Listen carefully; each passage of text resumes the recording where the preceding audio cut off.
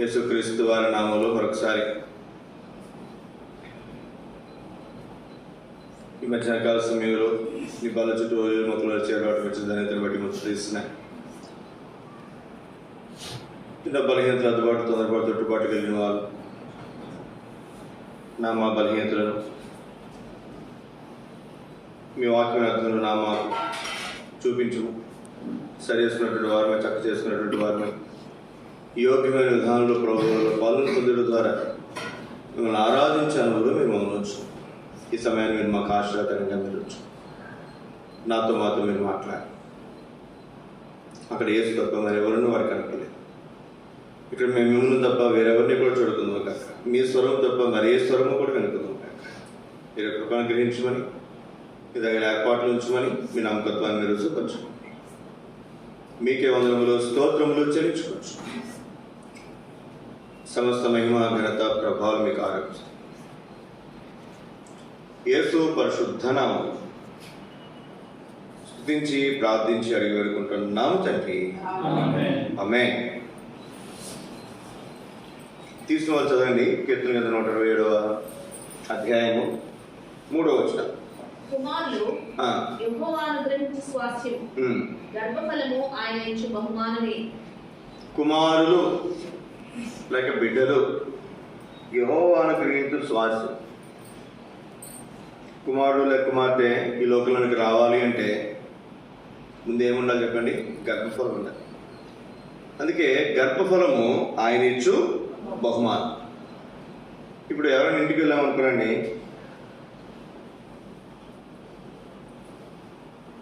కొన్ని చోట్ల వెళ్ళినప్పుడేమో ఏదైనా గిఫ్ట్ తీసుకెళ్తారు, కొన్ని చోట్ల వెళ్ళినప్పుడేమో ఖాళీ చేతులతో వెళ్తారు.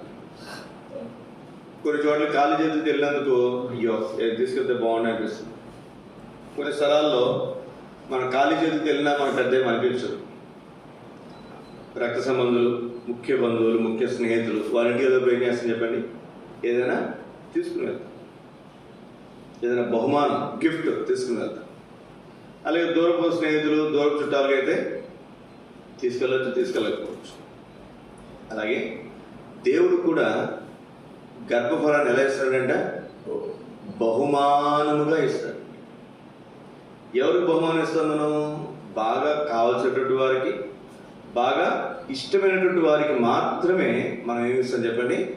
బహుమానాన్ని ఇచ్చేవారికి. ఎప్పుడైనా ఎవరి ఇంటికి వెళ్ళినప్పుడు ప్రార్థన చేయమన్నప్పుడు, వాళ్ళు ప్రార్థన చేయమన్నప్పుడు ఈ మాట చెప్తారు ఖచ్చితంగా, అయ్యా మీకు బిడ్డలు కావాలంటే, గర్భఫలం కావాలంటే మీరు దేవుడికి ఎలా ఉండాలి? ఇష్టలైన వారుగా. అప్పుడు దేవుడు ఆటోమేటిక్గా ఏం చేస్తాడు? మీకు బహుమానం ఇస్తాడు, గర్భఫలం ఇస్తాడు. రండి, మనం ఒక 5 సంగతులు మరి దేవుడు మనకి ఇచ్చే బిడ్డల గురించి మనం చూడటానికి ప్రయత్నం చేద్దాం. ఆరాధన వర్తమానంలో చాలా విషయాలు మనం విన్నాం. మరి బిడ్డలు ఇచ్చినప్పుడు దేవుడు ఏమని చెప్పాలి? మనం ఈ బిడ్డలు ఎవరు ఇచ్చారు? దేవుడు ఇచ్చాడు అని చెప్పగలం. నా దేవుని దేవుడు మాకు కొడుకు పుట్టాడన్నా, మాకు కూతురు పుట్టిందన్నా, ఈ మాట చాలా ప్రాముఖ్యం. తర్వాత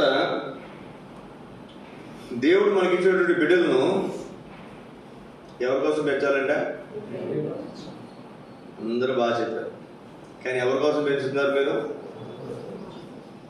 మీకోసం మీరు పెంచుకుంటున్నారు, లేకపోతే మీ పిల్లల కోసం మీరు పెంచుతున్నారు. దేవుని కోసం పెంచేవాళ్ళు చాలా అరుదు, చాలా అరుదు. చాలా తక్కువ మందిని మనం దేవుని కోసం పెంచే తల్లిదండ్రుల్ని చాలా తక్కువ మందిని మనం చూస్తాం. మన కోసం మన పిల్లల్ని పెంచుకున్నప్పుడు, లేదా మన పిల్లల కోసం వారిని పెంచినప్పుడు, దేవ నాకు జీతం ఇయ్యి, దేవ నాకు అదివి, దేవ నాకు ఇదివి అని మనం అడగటానికి మనకి ఎటువంటి అర్హత ఉండదు. ఈ మాట గుర్తుపెట్టుకోండి. మనం కనుక మన పిల్లలను దేవుని కొరకు పెంచితే దేవుడు ఏమిస్తారంట? ఏమిస్తారండి? జీవితం ఇస్తారండి. మనం ఉద్యోగాలు చేస్తున్నాం, లేదా పని చేస్తున్నాం, ఈరోజు వారంతో పని చేసాం, మనం పెయింట్ వచ్చాడే, ఉద్యోగం మానేసి పెయింటింగ్ చేస్తాడు. ఏందయ్యా అంటే, అన్న ఉద్యోగం అయితే నెలకు ఒకసారి జీతం వస్తుందన్న, ఏడ సరిపోతుందా, పని అయితే వారం వారం డబ్బులు వస్తాయి, రొటేషన్ అయిపోతుంది. ఇప్పుడు డబ్బులు తీసుకునేటప్పుడు ఎలా ఉంటారు చెప్పండి? ఆ రోజు కృతజ్ఞతా భావంగా ఉంటారు. నేను చాలామంది అంటే చాలా రకాల మేస్త్రులతో, బేలర్ మేస్త్రులు, తాపీ మేస్త్రులు, లేకపోతే పెయింటర్లు, ప్లంబర్లు, ఎలక్ట్రీషియన్ వీళ్ళందరితో చేయించిన వరకు డబ్బులు తీసుకునే రోజు మాత్రం మనం అడగకుండానే, మనం చెప్పకుండానే చాలా చక్కగా, చాలా ప్రేమగా, చాలా సంతోషంగా, మనం చెప్పాల్సిన అవసరం లేకుండా వాళ్ళే వచ్చి అడిగి వాళ్ళే చెప్పి, ఏంటి కారణం ఏంటి చెప్పండి, సాయంత్రం వేస్తాం మనం డబ్బులు ఇస్తాం. అలాగే ఉద్యోగాలు చేసినప్పుడు కూడా జీతం వచ్చే రోజు చాలా సంతోషం. ఈ జీతం చాలా ప్రాముఖ్యమైనటువంటిది. మనిషి ఇచ్చేదే మనకి చాలా విలువైనది. అయితే ఆ మనిషి ఎడలే మనం కృతజ్ఞతా భావం మనం కలిగి ఉంటున్నామంటే దేవుడిచ్చే జీతం ఎలా ఉంటే చెప్పండి? మన గుప్పులు వేరు, ఆయన గుప్పులు వేరు. మీకు ఎక్కువ జీతం రావాలంటే, ఎక్కువ లాభం రావాలంటే, లాభసాధకమైనటువంటి వ్యాపారం, లాభసాధకమైనటువంటి ఉద్యోగం ఏం చెప్పండి? మీ పిల్లల్ని దేవుని కొరకు పెంచండి.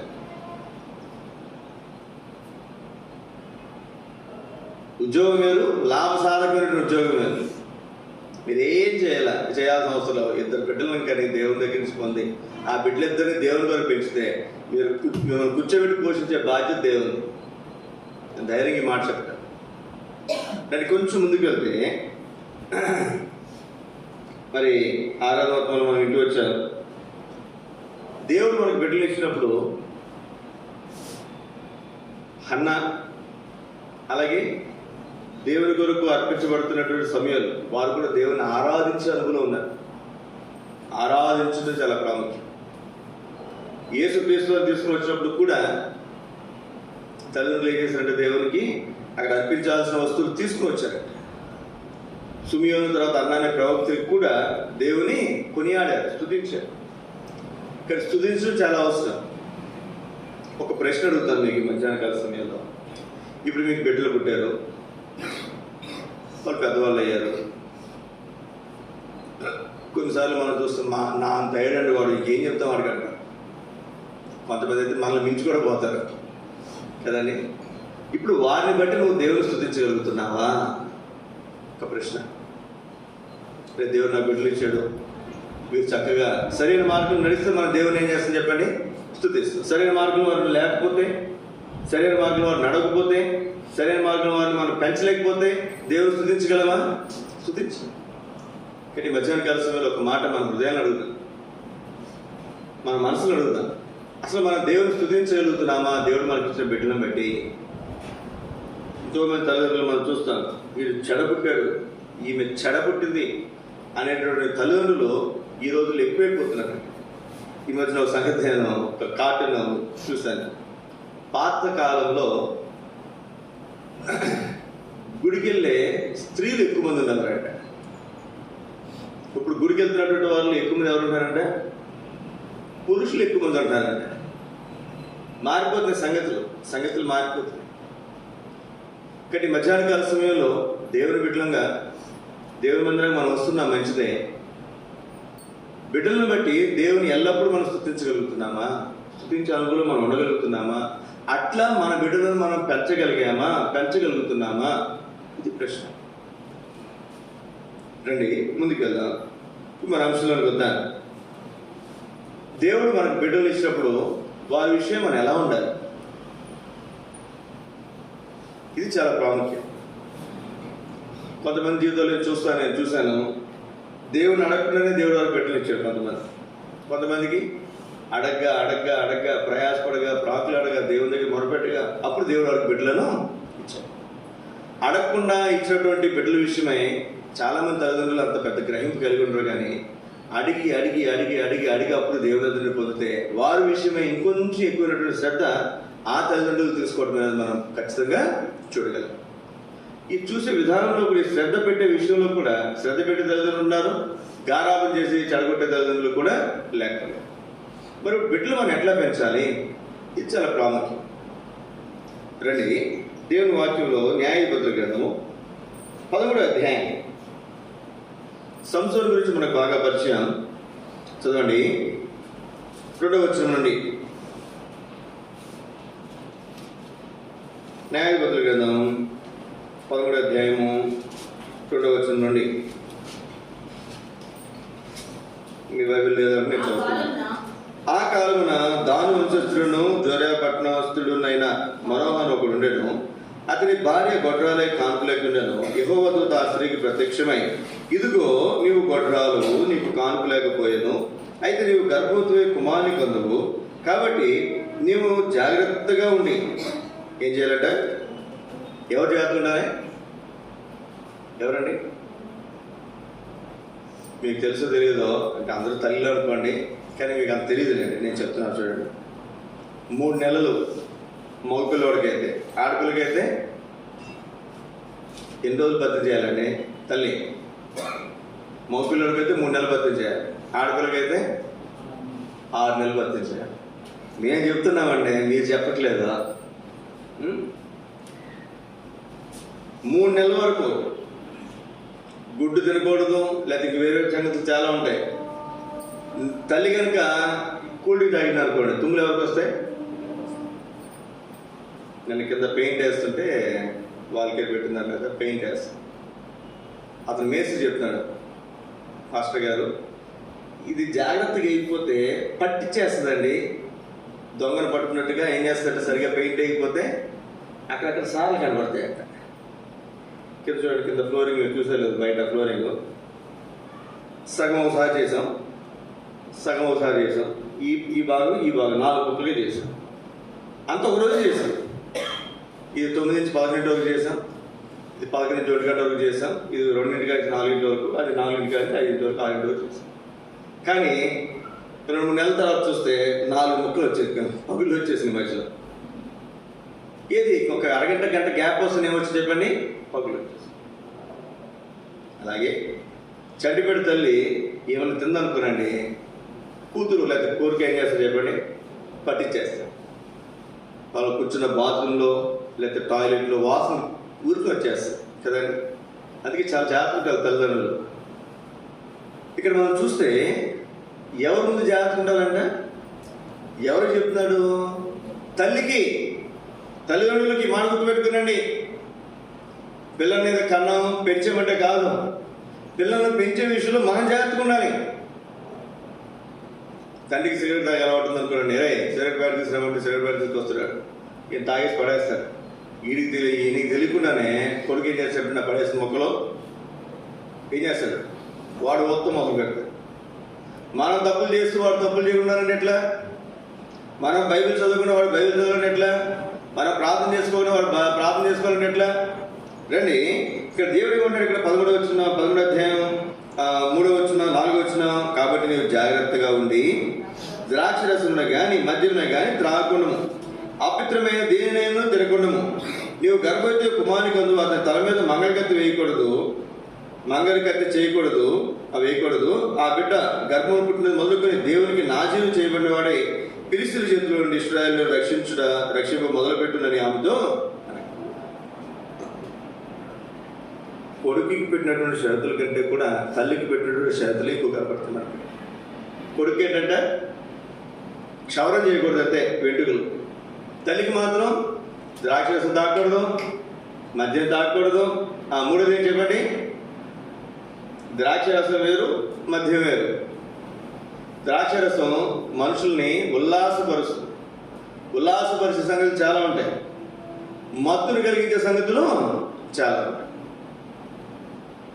కదండి. ఈ రోజుల్లో మందే తాగాల్సిన అవసరం లేదు, కైని ఉంటుంది కొంతమందికి అలవాటు, గుట్కాలు ఉంటాయి, పాన్ పరాగులు ఉంటాయి, రకరకాల సంగతులు ఉంటాయి, ఇంకా వేరు సంగతులు, గంజాయి, రకరకాల సంగతులు. ఈ రోజుల్లో ఎట్లాంటి విధానం ఉన్నారంటే పరిస్థితులు, లోకంలో ఎన్నో రకాల పరిస్థితులు ఉన్నాయి. మత్తును కలిగించే సంగతులు, సంతోషాన్ని కలిగించే సంగతులు.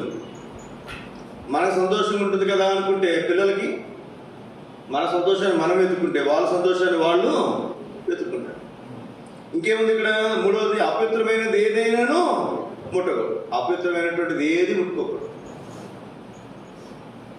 ఇది ఇవ్వబడినటువంటి షరతులు. రండి, సంవత్సరం మాట అంటున్నాడు 16వ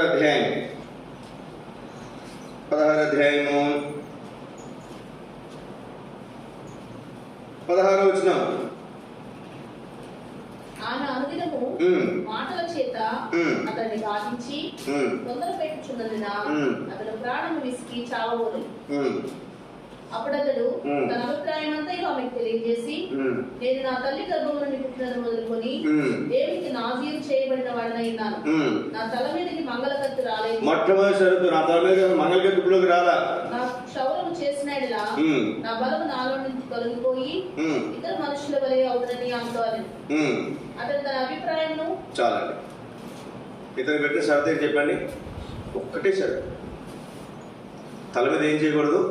మంగళకత్తి కత్తిరించకూడదు, జుట్టు కత్తిరించకూడదు, అంతే. మన పిల్లలు పుట్టిన తర్వాత 6 నెలలకో, సంవత్సరాలకు, 2 సంవత్సరాలకో ఏం చేస్తాం చెప్పండి? పుట్టింటికి చేస్తాం. తర్వాత 3 నెలలకి, 2 నెలలకి క్షౌరం చేయిస్తాం. అసలు సంసోను జీవితంలో తల మీద అసలు మంగళకత్తి కట్ల, అదొక్కటి అతని షరతు. కానీ తన జీవితంలో మనం చూస్తాం, అపవిత్రమైనటువంటి వస్తువు తిన్నాడు, తన తల్లిదండ్రులు కూడా పెట్టాడు. ఏం చెప్పండి? అది తేనె. అతను తిన్నప్పుడు సింహం అడ్డం వస్తే సింహాన్ని చంపేశాడు. నేను చంపిన సింహం ఎట్లా ఉందో, కలేబరం ఎట్లా ఉందో చూస్తాను పోతే అక్కడేమో తేనె కొట్టిపోయాడు. గత విజయాలు మనం తొంగి చూడకూడదు. సాతాను అక్కడ ఏదో మళ్ళీ పట్టు పెడుతుంది, మళ్ళీ దాన్ని పట్టుకునేలాగా అపవిత్రపరచబడేలా చేస్తుంది. తాను తిన్నాడంట ఆ చనిపోయినటువంటి కలేబరం, అంటే మన భాషలో శవం, దాన్ని ముట్టుకుని అందులో తేనె పట్టుకుని కొంత తిని తన తల్లిదండ్రులు కూడా పెట్టాడు. చెప్పాడు పోనీ? చెప్పలేదు. తర్వాత ఇదే అధ్యాయంలో మొదటి వచ్చిన చదవండి. తర్వాత సంసోను రాజాకు వెళ్ళి వేశ్యను చూచి ఆమె యొద్ద చేరాడు. ఎక్కడ చేరాడంట? వేశ్య సంగతి. ఎంత భయంకరమైన పాపను తాను పడిపోయాడు చూడండి. ఇంకా అక్కడ పోయాడంటే సంగతులు వేరుగుంటాయి. వేశ్య సంగులు, తర్వాత ద్రాక్ష రసం, తర్వాత మద్యము, ఇంకా వేరు సంగతులు ఎన్నైనా అక్కడ ఉండటానికి అవకాశము ఉంటుంది. ఏదైతే తల్లికి చెప్పాడో దేవుడి దూత, తాను జాగ్రత్తగా ఉందండి, తల్లిదండ్రులు జాగ్రత్తగా ఉన్నారు. సంసోను కూడా చిన్నప్పుడు చాలా జాగ్రత్తగా పెంచబడ్డాడు. కానీ వయసుకు వచ్చిన తర్వాత తాను తప్పిపోయినట్లుగా మనకు అర్థం. ఇంకొంచెం మనం ముందుకు వెళ్తే ఒక అధ్యాయం వెనక్కి వద్దారండి, 14 అధ్యాయం. సంసోను జీవితంలో తల్లిదండ్రులు తప్పిపోయారు, సంసోను తప్పిపోయాడు. ఇది చాలా ప్రాముఖ్యమైనటువంటి సంగతి. దేవునికి నాజీరు చేయబడినటువంటి వ్యక్తి, తన కోసం దేవుడు ఆ వ్యక్తిని పుట్టిస్తే ఇశ్రాయేలు ప్రజలను ఫిలిష్తీయుల చేతుల్లో విడిపించడానికి, అట్లాంటి వ్యక్తి తన తల్లిదండ్రులు తప్పారు, తాను తప్పాడు. ఏం జరిగిందో చూడండి. 14 అధ్యాయం 3 వచనాలు. సంసోను తిమ్నాతునకు వెళ్ళి తిమ్నాతులో ఫిలిష్తీయుల కుమార్తె ఒకరిని చూచాడు. ఏడబోయాడంట? ఫిలిష్తీయ దేశానికి వెళ్ళి ఫిలిష్తీయులలో ఒక కుమార్తెను, ఒక ఆవిడని చూశాడట. అతను తిరిగి వచ్చి, ఎంత ఆశ్చర్యం చూడండి. ఇప్పుడు మనం ఉన్నాను, మన పిల్లలు ఎక్కడికో పోయి ఎక్కడో అమ్మాయిని చూసుకుని వస్తూ ఊరుకుంటామా? చూడండి, జాగ్రత్తగా ఆలోచించుకోవాలి. సంగతులన్నీ కూడా మనం చాలా జాగ్రత్తగా ఆలోచించుకోవాలి. మన బిడ్డలు ఎక్కడికి పోతున్నారు, ఏం చేస్తున్నారు చూసుకోవాల్సిన బాధ్యత తల్లిదండ్రుల మీద ఉంది. ఈ రోజులు అట్లా లేము, మనం అట్లా లేము. ఎక్కడికైనా పంపించేస్తున్నాం, వాళ్ళు ఎక్కడికైనా పోతున్నారు.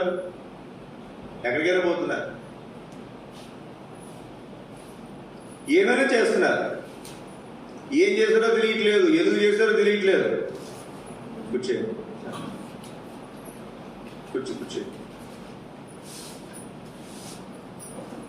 సోదరి, ఈ మధ్యాహ్న కాల సమయంలో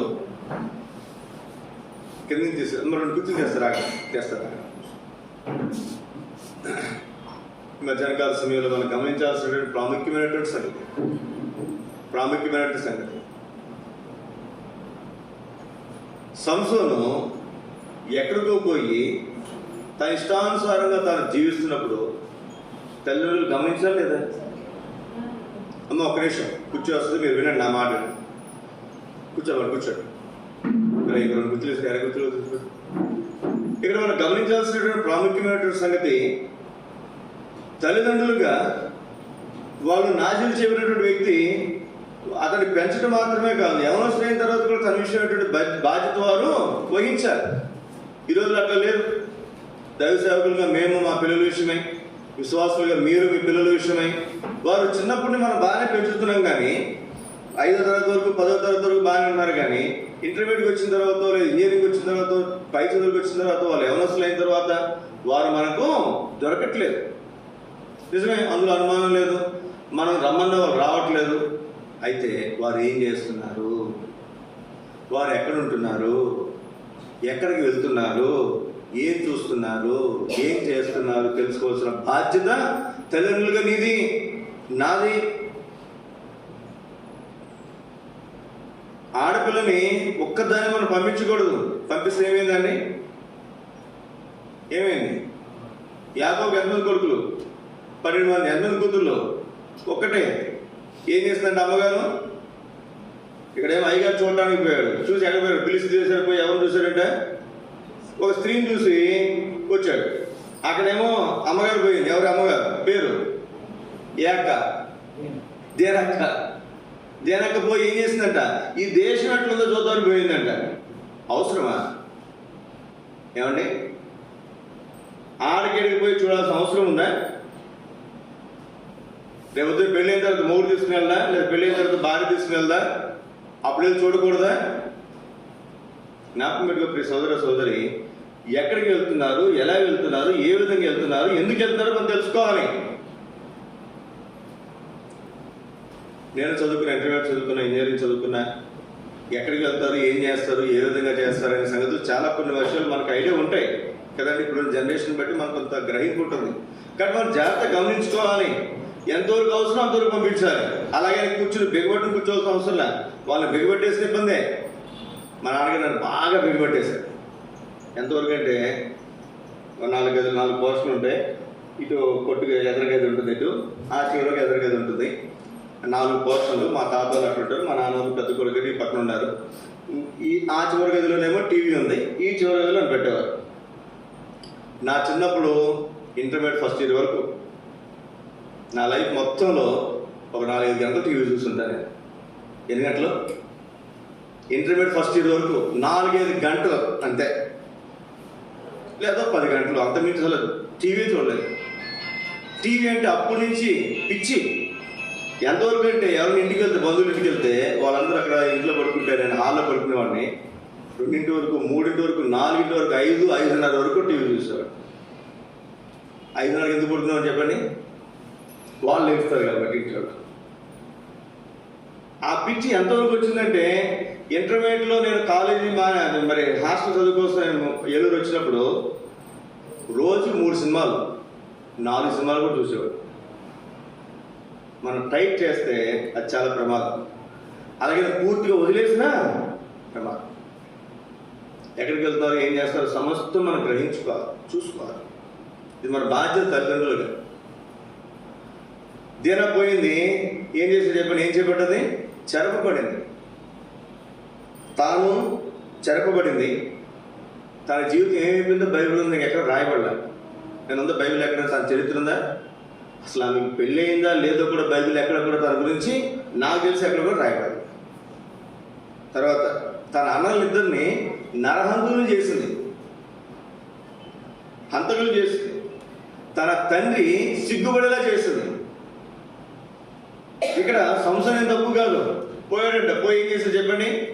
ఫిలిష్తీయుల దేశంలో ఒక అమ్మాయిని చూసి, 2వ వచనం చదవండి. అతడు తిరిగి వచ్చి తిమ్నాతులో ఫిలిష్తీయుల కుమార్తెలలో ఒకటిని చూచితిని. ఎంత ధైర్యం చూడండి! నేను ఒక అమ్మాయిని చూసుకొచ్చాను, మీరు ఆమె నాకు ఇచ్చి పెళ్లి చేయాలని. ఇంతవరకు ఒక రకంగా పద్ధతితోడే చెప్పాలంటే కొంత పద్ధతి గల దొంగ కదండి, లేదా పద్ధతి గల, మన మాట అనకూడదు, బైబిల్ ఉన్నటువంటి వ్యక్తి కాబట్టి మనం బిడ్డలు అనుకోనండి, పద్ధతి గల ఎదవాడు.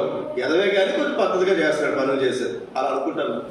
పోన్లేండి పెళ్లి చేసుకుందాం అనుకుంటున్నారు కదా అంటాను. ఇది చేయాల్సిన ఆశలన్నీ చేసిన తర్వాత ఆ పెళ్లి చేసుకుని సరిపోతుందా? ఇక్కడ చూడండి, నేను పెళ్లి చేసుకుని అనుకుంటున్నానంటే వీళ్ళు ఏమన్నారు? మంచి మాట మాట్లాడారు. ఏం మాట్లాడారు చూడండి. 3వ వచనం.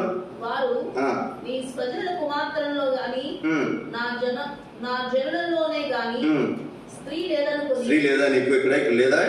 దేవుని నమ్ముకున్న పెట్టలేదా? సున్నతి పొందని ఫిలిష్తీయుల్లో నుండి కన్యను తెచ్చుకున్నటకు వెళ్తున్నారా అని అతడు అడిగింది. అందుకు సంసోను, ఆమె నాకు ఇష్టమైనది కనుక ఆమె నా కొరకు తెప్పించమని తన తండ్రితో చెప్పాను. ఇప్పుడు తండ్రి ఏం చేశారు చెప్పండి? తెప్పించాడు లేదా? తెప్పించాడు. గారాబం స్థాయి దాటిపోయింది. ఈ రోజుల్లో పిల్లలు కూడా అట్లాగే ఉన్నారు. వాళ్ళు చిన్నప్పటి నుంచి ఎలా పెంచుతామంటే, నిద్రపోకూడదండి శ్రీని గారు మీరు, చిన్నప్పటి నుంచి ఎలా పెంచుతామంటే అల్లారు ముద్దుగా పెంచుతాం. లేక పుట్టాడమ్మా, లేక పుట్టిందమ్మా అని అల్లారు ముద్దుగా పెంచుతాం. మీరు ఏమైనా అనుకున్నట్టు, నేను తప్పు అనట్లేదు ఈ మాట, మీరు కూడా జాగ్రత్త గమనించండి. లేక పుట్టిన ఒకే ఒక బిడ్డ పుడితే ఆ బిడ్డను చూడండి, మీరు మొండిగా ఉంటారు ఎక్కువ. ఇంక వాళ్ళు అన్నదే పంతం, ఇంకా ఆ పంతం నుంచి బయటికి రాదు. చాలామంది నేను చూశాను. ఎప్పుడు అల్లారుముద్దుగా పెంచాలి కానీ స్థాయి దాటిపోయి పెంచకూడదు. వాళ్ళు చెప్పింది చేయాల్సిందే, వాళ్ళు అడిగింది ఇవ్వాల్సిందే, అది ఎంతైనా సరే. జ్ఞాపకం పెట్టుకో సోదర సోదరి, ఇక్కడ ఏ స్థాయికి పోయి చెప్పండి, చూసుకొచ్చాడు ఒక అమ్మాయిని, నేను పెళ్లి చేసుకోవాలనుకున్నాను, నాకు ఇమ్మన్నాడు, తర్వాత కూడా తీసుకురమ్మన్నాడు. అంతే. తల్లిదండ్రులు ఏం చేశారు చెప్పాడు, తీసుకొచ్చి పెళ్లి చేశాను. తర్వాత జరిగిన సంగతి తర్వాత మనకు తెలుసు, దాని గురించి మనం మాట్లాడట్లేదు. ఈ సోదర సోదరి, మన బిడ్డను పెంచే విషయంలో చిన్నప్పుడు మాత్రమే కాదు, పెద్ద ఎదిగిన తర్వాత కూడా, వారు యవనస్తులు అయిన తర్వాత కూడా వారు ఏం చేస్తారు, ఎక్కడ ఉన్నారు, ఏ విధంగా ఉన్నారు, ఏం చేస్తారు అనే విషయాలు జాగ్రత్తగా గమనించుకోవడం చాలా అవసరం. అలాగే ఇంట్లో కూర్చొని తలుపు బంధించడం అట్లా కూడా అవసరం కాదు, కానీ వాళ్ళని బయటికి పంపించాలి అవసరమైనప్పుడు. అదే సమయంలో వారిని జాగ్రత్తగా చూసుకోవాలి. అక్కడ దీని అనుకుంటాను, అన్నలందరూ తోడు తీసుకెళ్ళిందండి, ఎవరిని తీసుకెళ్ళి ఒక్కరిదే పోయింది. చూడండి, ఆ మాట ఒక్క మాట చదవండి. ఆదికాండం 8వ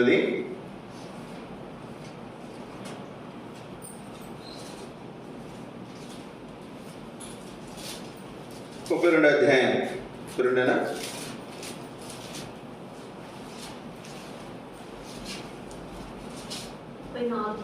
చదవమ్మా. కొన్ని వచ్చిన మొదటి వచ్చిన చదవండి. లేయా యాకోబునకు తన కుమార్తె దీనా కుమార్తెలను చూడవెళ్ళాడు. ఎవరు వెళ్ళిందంట? ఎవరు వెళ్ళారు? దేన ఒక్కటే పోయింది. ఎంతమంది అన్నలు ఉన్నారు చెప్పండి, దానికి తమ్ముళ్ళు ఉన్నారు చెప్పండి. 12 మంది అన్నదమ్ములు ఉన్నారు. నేను నిజంగా చెప్తాను ఈ మాట, ఏ స్త్రీకి అయితే అన్న తమ్ముడు ఇద్దరు ఉంటారో షీఈ్ మోస్ట్ లక్కీయెస్ట్ గర్ల్ కదండి. అన్న తమ్ముడు ఇద్దరు అంటే ఇద్దరు బాడీ పర్సన్ రాదు కదండి. ఈమెకి ఎంతమంది ఉన్నారు చెప్పండి? 12 మంది అన్నదమ్ములు ఉన్నారు. ఒక్కడే తీసుకుపోయిందా? ఒక్కడు కూడా తీసుకుపోయింది. కాబట్టి ఆడపిల్ల వెళ్ళేటప్పుడు ఒక్కదాన్ని పంపించకూడదు. వాళ్ళకి ఏదైనా పనులు ఉంటాయి, ఏదైనా అవసరం ఉంటుంది, అన్నలో తమ్ముడిలో తోడించి పంపించండి. లేకపోతే మీరు వెళ్ళండి అవసరమైతే, అంతగా అంత అవసరమైతే. లేకపోతే మీరు అక్కడ వెళ్ళి దింపేసి రండి, మళ్ళీ అయిపోయిన తర్వాత మీరు తీసుకురండి. వచ్చి ఏదైనా బాధ్యత తీసుకోవాలి. మీరేమని అనుకురండి, మా అమ్మాయి 9th క్లాస్ చదువుతుంది, సైకిల్ ఇచ్చి పంపించాలంటే నాకు భయం. అన్ని రోజులు ఒకేలా ఉండవు కదండి, అన్ని సందర్భాలు ఒకేలా ఉండవు. ఇంపార్టెంట్ క్లాసులు పోయినా పర్లేదు, వదిలేస్తాను. చదువు కంటే కూడా ప్రాముఖ్యమైన సంగతులు చాలా ఉంటాయి. దేవుని విషయాలు ప్రాముఖ్యమైనవి చదువు కంటే. మరి మిగిలిన సంగతులు, మన బిడ్డను మనం కాపాడుకోవడం చాలా ప్రాముఖ్యమైన సంగతి. ఏదైనా మంచి ఆటో సరైన మరి వ్యక్తులు ఉంటే మనం ఏదైనా ఆటో సర్వీస్ ఏదైనా పంపించడమే కానీ, ఒకదాని సైకిల్ తీసి పంపించాలంటే నాకు కొంచెం, అంటే ఒక తండ్రిగా, అది ఎవరైనా అన్నో తమ్ముడో తోడుంటే పర్లేదు, అది వేరే సంగతి. ఒకదాన్ని పంపించాలంటే ఒకరోజు వర్షం ఉండొచ్చు, ఒకసారి ఇబ్బంది ఉండవచ్చు, ఒకరోజు పరిస్థితులు వేరుగా ఉండొచ్చు. ఇక్కడ చదువు కోసం వెళ్ళడం అదొక సంగతి. ఈ మధ్యన నేను కూడా మా ఇక్కడ పిల్లలు క్లాస్మేట్స్ కొంతమంది వస్తారు, ఒక్క ఆడపిల్లని పంపిస్తారు. 2-3 గంటలు ఉంటారు ఇక్కడ. నాకు అనిపిస్తుంది అసలు 2-3 గంటలు ఆడపిల్లలు వదిలేసి ఎలా ఉండగలుగుతారు తల్లిదండ్రులు, నాకు అర్థం కాదు. వాళ్ళు క్లాస్మేట్స్ వాళ్ళు వస్తుంటారు, 2-3 గంటలు ఒక్కటే అమ్మాయి వస్తుంది. మళ్ళీ ఒక్కటే అమ్మాయి వస్తే ఎట్లా ఉంటాయి పరిస్థితులు కదండి, ఎట్లా ఉంటాయి. ఈ రోజుల పరిస్థితులు ఏమో అనుకున్నట్టుగా ఏమి లేవు. అన్ని రోజులు అన్ని సందర్భాలు ఒకేలా ఉండవు. కానీ ఇక్కడ గమనించాల్సినటువంటి మాట, ఒక్కదే పోయిందండి. ఒక్కదాన్ని ఎప్పుడు పంపించకూడదు. అబ్బాయిని కూడా పంపించేటప్పుడు మనం కూడా చూసుకోవాలి, ఎక్కడికి వెళ్తున్నాడు, చెప్పిన స్థలానికి వెళ్తున్నాడు, వాళ్ళ స్నేహితులు ఎట్లాంటి వాళ్ళు కూడా గమనించుకోవాలి. అబ్బాయి కదా తిరిగితే ఏముందలే అని అనుకోకూడదు. రండి, ఇక్కడ మనం చూస్తున్నాం, సంసోను విషయంలో మనం చూసాం, దీన విషయంలో మనం చూసాం. ఒక్కళ్ళే పోయి వారి స్వనాశనాన్ని వాళ్ళే కొని తెచ్చుకున్నారు. కాబట్టి ఒంటరిగా వదలకూడదు. ఇది యవనస్తులైనటువంటి పిల్లలు 13, 14 సంవత్సరాల నుంచి 21, 22 సంవత్సరాల వరకు 10 సంవత్సరాలు జాగ్రత్తగా కాపాడాలి. అబ్బాయి అయినా అమ్మాయి అయినా 20, 21 సంవత్సరం వచ్చే వరకు వాళ్ళు జాగ్రత్తగా ఉంటే 190% తర్వాత వాళ్ళు ఇంకెక్కడ పడేసిన వాళ్ళని వాళ్ళు చెల్లించారు. అప్పటి వరకు బాధ్యతగా చూసుకోవాలి. టీనేజ్ అంటారు దాన్ని, 13 to 19 టీనేజ్. వాళ్ళకి తెలియదు, చెప్తే విందు, అది టీనేజ్ అండి. ఆ వయసులో చాలా జాగ్రత్తగా గమనించుకోవాలి. నేను వచ్చిన పిల్లలు అడుగుతుంటే అప్పుడు ఎట్లా సంగతులు ఎట్లా, పరిస్థితులు ఎట్లా, నవ్వుతూ అనుకుంటా మామూలుగా వారానికో 10 రోజులకో 2 రోజులకో కుదిరినప్పుడు వాళ్ళకి ఏదైనా సంగతులు ఉంటే చెప్పమంటా. నేను ఏదైనా కాని సంగతులు ఉంటే, ఏదైనా విషయాలు ఉంటే నాకు చెప్పండి. తర్వాత ఏదైనా ఇబ్బందికరమైన సంగతి జరిగితే మాత్రం వేరుగా ఉంటుంది. ఏదో ఉంటే చెప్పండి, నేను మంచి సలహా ఇస్తాను. ఏం చేయాలి, ఏం చేయకూడదు, వీళ్ళతో ఎట్లా ప్రవర్తించాలి, వాళ్ళతో ఎట్లా ప్రవర్తించాలో మీకు తెలియజేస్తాను అని నేను చెప్తున్నాను. తండ్రి, నా బాధ్యత అర్థమవుతుందని. తల్లిదండ్రులుగా మన బాధ్యత మన పిల్లల విషయం. మనం చెప్పకపోతే మన పిల్లలు ఎవరు చెప్తారు చెప్పండి? ఎవరు చెప్తారు? బయట చెప్తారే? ఎవరు చెప్పారు? ఇక్కడ సంసోను దీనా ఇద్దరు కూడా తప్పిపోవడానికి కారణం వీళ్ళేమి ఒక ఆషామాషి పిల్లలు కాదు. సంసోను ఎవరు కొడుకు అండి? పరిచయం చేసే వ్యక్తి యొక్క ఎవరు కొడుకు అండి? జకర్యా కుమారుడు. జకర్యా పరిచయం చేశాడు. దేవుని సంఘంలో, దేవుని మందిరంలో పరిచయం చేసినటువంటి వ్యక్తి కొడుకు ఎవరు? సంసోను. దీని ఎవరు కూతురు? ది గ్రేట్ యాకోబు కూతురు. వీళ్ళేం మామూలు వ్యక్తులు కాదు, గొప్ప వ్యక్తులే. కానీ వాళ్ళ పిల్లలు భ్రష్టులు అయిపోయారు. సంసోను చరిత్ర ఎక్కడా లేదు. ఇంకా తర్వాత గొప్ప వ్యక్తే, కానీ అంతం ఎంతో దౌర్భాగ్యం. ఏం విసిరాడంట? చెరగలు విసిరాడంట. ఒక ఆడదాన్ని. మనం అంటాం కదా అప్పుడు, ఏంద్ర ఆడదానిలో కొంచెం తిరగలు విసురుతామని. చెరగలు విసిరాడంట. ఎందుకు సంసోనుతో చెరగలు విసిరించారు? చెరగలు విసిరేలా చేసి చెప్పండి. ఆ పని ఎవరు చేస్తారు? ఆడవాళ్ళు చేస్తారు. ఓ సంసోను, నువ్వేదో పెద్ద వీడు అనుకున్నావు, నీ బతికేమైపోయి చెప్పి చివరికి చెరగలు విసిరు. దీనా ఎంతో గొప్ప ఆదికి 12 మంది కుమారులు, 10 మంది గోత్రకర్తలు. కానీ దీనా అదే కడుపును పుట్టింది, అదే ఇంట్లో పుట్టింది, భ్రష్టురాలుగా మిగిలిపోయింది.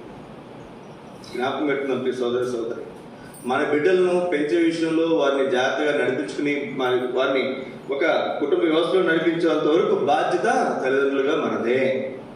2 తలంపు రండి. కొలసీలకు రాసిన పత్రిక 3వ అధ్యాయం. ఇంకొంచెం ముందుకు, దీనికి ముందు ఒక మాట మీకు జ్ఞాపకం చేస్తాను. నేను కొన్ని హెచ్చరికలు ఉన్నాయి కనుక. సామెతల గ్రంథం 22వ అధ్యాయం. సామెతల గ్రంథం 22వ అధ్యాయము 6వ వచనం. వాడు నడవవలసిన త్రోవను వానికి నేర్పుము. వాడు పెద్దవాడైనప్పుడు దానిని తొలగిపోడు. ఎప్పుడు నేర్పాలంటండి? చిన్నప్పుడు ఉన్నప్పుడే నేర్పాలి. పెద్ద అయిన తర్వాత ఉపయోగం లేదు. మరి ఎంతో నిజం నాకు తెలియదు, కానీ మనిషి యొక్క మనస్తత్వం 3 సంవత్సరాల లోపే సెట్ అయిపోతుంది.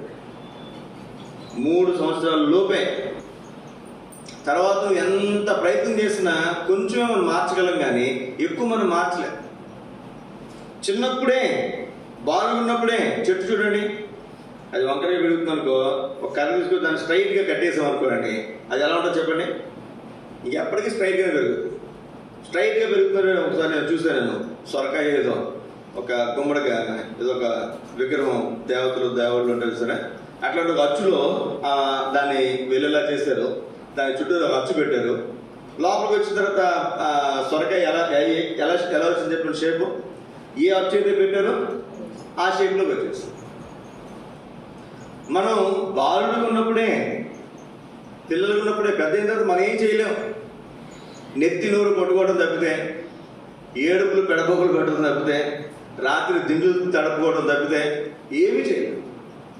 పిల్లలు వయసుకు వచ్చిన తర్వాత వారిని మార్చడం నీ వల్ల నా వల్ల కాదు. దేవుడు కనికరించి ఆ బిడ్డపక్షంగా మేలు అనుగ్రహిస్తే తప్ప వాళ్ళు మార్చడం మన వల్ల కాదు.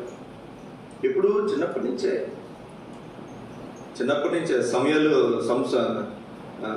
సమయలు తల్లి ఎప్పుడు చెప్పండి, పాలు విడిచే బాలుని ఎత్తుకుని వచ్చింది. అంతే కదండి, బాలుని ఎత్తుకుని వచ్చే వయసు 4 సంవత్సరాల లోపే. అప్పటికే నేర్పాల్సిన సంగతులన్నీ కూడా నేర్పి జ్ఞాపకం పెట్టుకో సోదర సోదరి. మనం ఏం నేర్పుతాం? మనం ఏం నేర్పుతున్నాం పిల్లలకి చెప్పండి? చిన్నప్పుడు తన్ను తన్ను తన్ను అని నేర్పుతాం కదా, తనిచ్చుకుంటాం. పెద్ద తనిదే మాత్రం ఊరుకు. ఏం నేర్పుతాం తల్లిదండ్రులు పిల్లలకి? పిల్లలకి ఏం నేర్పుతారు చెప్పండి? నేర్పే చాలా జాగ్రత్తగా చూసుకోవాలి. ఇక్కడ వాడు పెద్దవాడైనప్పుడు దాని నుండి తొలగిపో. మరి అమెరికాలో గొప్ప ఆయన పేరేంటి సేవకుడు బిల్లీ గ్రహాం గారు. నాకు జ్ఞాపకం ఉన్నంత ఒక ఆయన అనుకుంటాను 3 సంవత్సరాల వయసులో రక్షణ తీర్మానం చేసుకున్నాడు. ఆయన మరి ఇంకొక ఆయన 3 సంవత్సరాల వయసులో రక్షణ తీర్మానం చేసుకున్నటువంటి వ్యక్తి జీవితంలో ఎక్కడ తక్కువలేదు. మరి ఆయన ఇంకొక ఆయన జ్ఞాపకం, గొప్ప సేవకుడు ఆయన, చాలా గొప్ప సేవ. రక్షించబడింది ఎప్పుడంటే వాళ్ళ నాయనమ్మ అమ్మమ్మ వాక్యం చెప్తుంటే 3 సంవత్సరాల వయసులో రక్షణ తీర్మానం చేసుకున్నాడు. జీవితంలో వెనక్కి తిరిగి చూడలేదండి. జీవితం తీవ్ర గారి మధ్య మహిళలు పిలువబడ్డారు. ఆయన 13 సంవత్సరాలు 17 సంవత్సరాల వయసులో రక్షణ తీర్మానం చేసుకున్నాడు. అప్పటి నుంచి వెనక్కి తిరిగి చూడలేదండి. జ్ఞాపకం పెట్టుకున్నప్పుడు సోదర సోదరి, బాలు నడవలసిన త్రోవను ఎప్పుడు నేర్పాలి? మనం బాలుడిగా ఉన్నప్పుడే నేర్పాలి. పెద్దవాడైనప్పుడా అందులో తొలగిపోయి వాడికి అర్థాలు రాకపోతే పదాలు రాకపోతే గ్రామర్ రాదు, వస్తుందా? చదవటం రాదు, ఇంకేమీ రాదు వాడికి. రండి, ఇక్కడ కొన్ని విషయాలు మీకు జ్ఞాపకం చేసి ఆదికాండం 8వ అధ్యాయం ఎందుకు వారికి నేర్పాలి అంటే చిన్నప్పుడే ఆదికాండం 8:21 వచ్చిన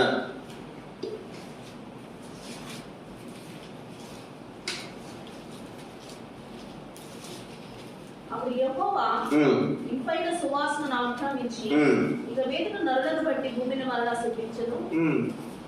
ఎందుకనగా నరుల హృదయాలోచన వారి బాల్యం నుండి చెడ్డది. చాలా ఎందుకు మన బాల్యంలోనే నేర్పాలి అంటే నరుల హృదయాలోచన బాల్యం నుండి చెడ్డది. కాబట్టి బాల్యంలోనే మనం వాళ్ళకి నేర్పాల్సిన సంగతులు నేర్పించాలి. ఏ విధంగా నేర్పించాలి? సామెతలు 22వ అధ్యాయం చదువు 15 వచ్చినాం.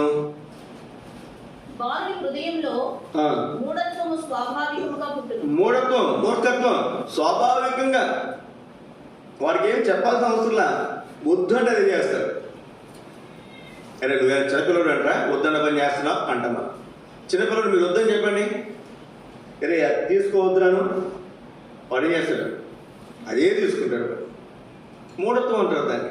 స్వాభావికం వచ్చును. అయితే ఎలా పోతుందంటే అది శిక్షాదండము. ఆ మూఢత్వం మూర్ఖత్వం పోవాలంటే ఏం చేయాలంట? 2 తగిలించాలి. ఏం చేయాలి? 2 తగిలించాలి. కొంతమంది పిల్లలు కొట్టరు. ఒకవేళ కొట్టకుండా గొప్ప వ్యక్తులుగా పెంచగలిగితే నిజంగా వారు చాలా గొప్ప వ్యక్తులే, అందులో ఏమాత్రం అనుమానం లేదు. కానీ బైబిల్లో మనం చూస్తున్నాం మూఢత్వం శిక్షాదండన వల్ల మాత్రమే పోదు.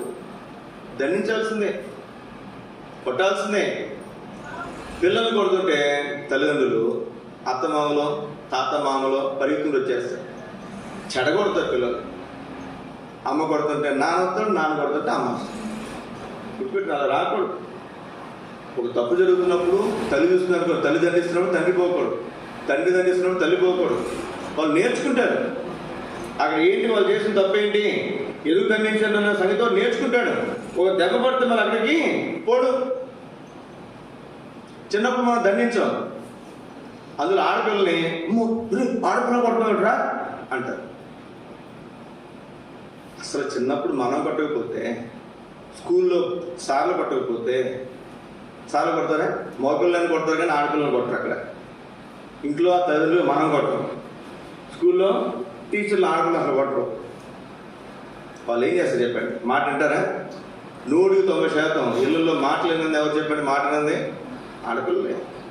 అంటే మగపిల్లలు విన్నారని చెప్పట్లేదు, కానీ వీళ్ళతో పోల్చుకుంటే వాళ్ళు ఎక్కువ. వీళ్ళకి దెబ్బ పడితే భయం ఉంటుంది మగపిల్లలకి, ఆడపిల్లలకి ఆ భయము ఉండదు. కొట్టరుగా. నేను మాట చెప్తాను, చిన్నప్పుడు తల్లిదండ్రులతో తల్లించుకోకపోతే ఖచ్చితంగా అత్తోరింటికి వెళ్ళిన తర్వాత మొగుడితో తల్లించుకుంటారు. 199% గ్యారంటీ. 199% గ్యారంటీ. తన్నించుకోవడం కామన్, ఎవరైనా సరే గుర్తుపెట్టుకునండి, మగ పిల్లలైనా ఆడపిల్లలైనా. మనం కనుక పిల్లల్ని సరైన విధానంలో మనం పెంచగలిగితే రేపొద్దున బయటకు వెళ్ళిన తర్వాత ఇంకొకరితో మాట అనిపించుకోరు, ఇంకొకరితో దెబ్బ పడేలా చూసుకోరు. శిక్షాదండ చాలా ప్రాముఖ్యమైనటువంటి.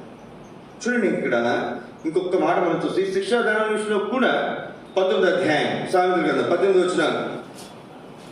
సామెతలు 19:18. బుద్ధి వచ్చునని నీ కుమారుని శిక్షించుకో. బుద్ధి రావాలని కొట్టు, తప్పులేదు. అయితే వాడు చావాలని కోరవద్దు. కొట్టాలి కానీ చచ్చిపోయేలా కొట్టకూడదు. కొంతమంది కొడతారు తల్లిదండ్రులు, అసలు ఎలా కొడతారో తెలియదు, ఎందుకు కొడతారో తెలియదు, ఎక్కడ కొడతారో కూడా తెలియదు. శిక్షించాలి. నేను అందుకే స్కూల్లోకి వెళ్ళి కూడా చెప్తాను, మీరు మా పిల్లలు కొట్టండి, ఇబ్బంది ఏం లేదు, మేమేమనుకో. అయితే తల మీద కొట్టకండి. ఎక్కడ కొట్టద్దు? తల మీద, గో మీద కొట్టకండి, వీటి మీద కొట్టండి, చేతుల మీద కొట్టండి, పెరగ మీద కొట్టండి, కాళ్ళ మీద కొట్టండి, తప్పే. కొట్టేటప్పుడు కూడా జాగ్రత్త కొట్టాలి. ఎట్లా పడతారు కొంతమంది చూస్తాం మనం, వాళ్ళ మూర్ఖత్వం అని. ఎంత మూర్ఖత్వం అంటే ఎక్కడ కొడతారో తెలియదు, ఎంత కొడతారో తెలియదు, కొడతానే ఉంటారు అంతే. అమ్మో మీ నాన్నకి తెక్కు వచ్చిందంటే మామూలు కాదురా అంటారు అంతే. అట్లా ఉండకూడదు. వాడు చావాలని, వాడు చచ్చిపోయేలా మనం కొట్టకూడదు, వారికి ఇబ్బంది కలిగేలా కొట్టకూడదు. ఇది కూడా చాలా ప్రాముఖ్యమైనటువంటి సంగతి. రండి సామెతల గ్రంథం 13వ అధ్యాయం మొదటి వచనం. తండ్రి శిక్షించిన కుమారుడు జ్ఞానము గలవాడును, అపహాసకుడు గద్దింపునకు లోబడడు. తండ్రి శిక్షించిన కుమారుడు ఏమవుతాడంటే జ్ఞానము గలవాడును. ఈ మాట గుర్తుపెట్టుకునండి. మనం దండించాలి వాళ్ళని, మనం వాళ్ళు దండించాలి, అవసరమైనంతలో దండించాలి. అప్పుడు వాడికి ఏమొస్తుందంట? జ్ఞానం వస్తుంది. జ్ఞానం వస్తుంది. 3వ తలంపై మీకు జ్ఞాపకం చేస్తాను నేను దేవుని వాక్యంలో. కొలస్సీయులకు రాసిన పత్రిక 3వ అధ్యాయం 21 వచనం. కొలస్సీ 3:21. తండ్రులారా మీ పిల్లల మనసు కృంగకుండునట్లు వారికి కోపము పుట్టింపకుడి. కొన్నిసార్లు మనం ఎలా ఉంటామంటే మరీ మూర్ఖంగా ఉంటాం. ఎంతవరకు కోపం అంటే వాళ్ళ మనసు కృంగిపోతుంది. ఇంకా నా బతికింతేనా, ఇంకా నేను ఇంతేనా అన్నట్లుగా వాళ్ళు. ఇప్పుడు కొన్ని సందర్భాల్లో పిల్లల మనస్తత్వం ఎట్లా ఉంటుందంటే బయటలో ఎన్ని మాటలైనా పట్టించుకోరు, కానీ తల్లిదండ్రులు ఏదైనా అంటే కానీ వాళ్ళు మర్చిపోరు. ఎందుకంటే మనమే వాళ్ళ ప్రపంచం. వాళ్ళు కృంగిపోయేలాగా ఏం చేయకూడదంటే వారికి కోపం పుట్టించుకోరు. ఇది చాలా ప్రాముఖ్యం. కొన్నిసార్లు ఎట్లా వాడు నువ్వు వేస్ట్ నువ్వు దేని పనికిరావు. అది చిన్నప్పుడు పర్లేదు, వాడు పెద్దడైన కూడా అదే మాట అంటాం, వాళ్ళ స్నేహితుల ముందు అదే మాట అంటాం. వాడు వయసుకు వచ్చిన తర్వాత పెద్దడైన తర్వాత నువ్వు దేనికి పనికిరావంటే ఏమనిపిస్తుంది? ఏ కొడుకైనా ఏ కూతురికైనా కదండి. వాళ్ళు కృంగిపోతారు, ఏమనలేదు. ఎందుకంటే తండ్రి కాబట్టి, తల్లి కాబట్టి ఏమనలేదు, వాళ్ళు కృంగిపోతారు. అట్లా చాలామంది మనం చూస్తాం.